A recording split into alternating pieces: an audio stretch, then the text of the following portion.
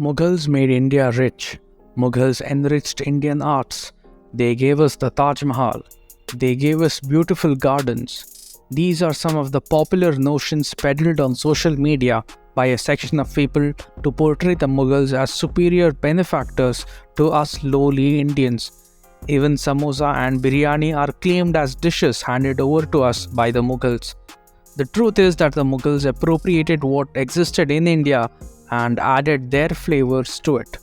Take for instance the so-called Mughal gardens. It's like as if no other kingdom or dynasty in India had gardens.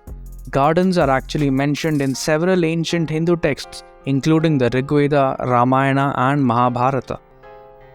In the Ramayana, mention is made of the Ashokavana or the Panchavati in which Sita was held captive.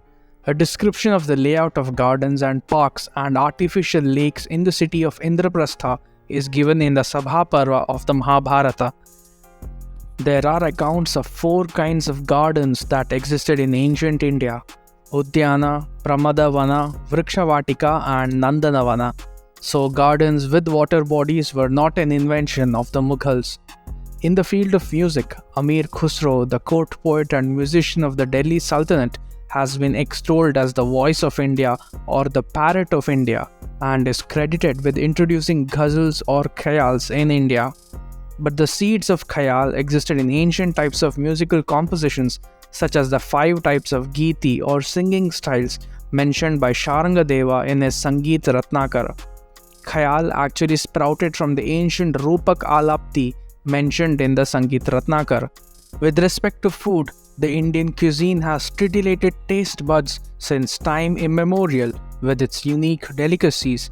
After all, India has been the land of spices which had invited people from traders to rulers world over.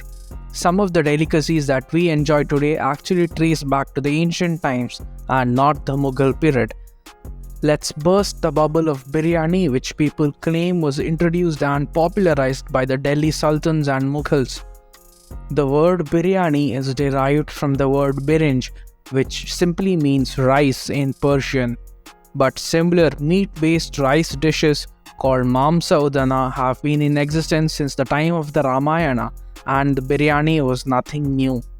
The Story of Our Food, a book written by K.T. Achaya, notes that roasting pieces of meat on spits over an open fire have been described in the Ramayana. Small mud-plastered ovens, closely resembling present-day tandoors, have been excavated at Kalibangan, an Indus Valley site, thus bursting another myth that the tandoor was brought to India by foreign invaders. Similarly, people also claim that India's beloved dish, the samosa, was invented in a Mughal kitchen. Secular historians rely on Amir Khusro's description of the dish as part of Muslim aristocracy in Delhi and Ibn Battuta's reference to the samosak. Ibn Battuta describes the samosak as a dish made of minced meat cooked with almonds, walnuts, pistachios, onions and spices, placed inside a thin wheat envelope and deep fried in ghee. The Aini Akbari lists among dishes of meat cooked with wheat the kutab, which it says the people of Hind called sanbusa. K.T. Achaya notes that all the descriptions in the medieval era make it clear that samosa was not brought to India by the invaders but was an existing indigenous product, perhaps whose stuffing was enriched by the royal courts.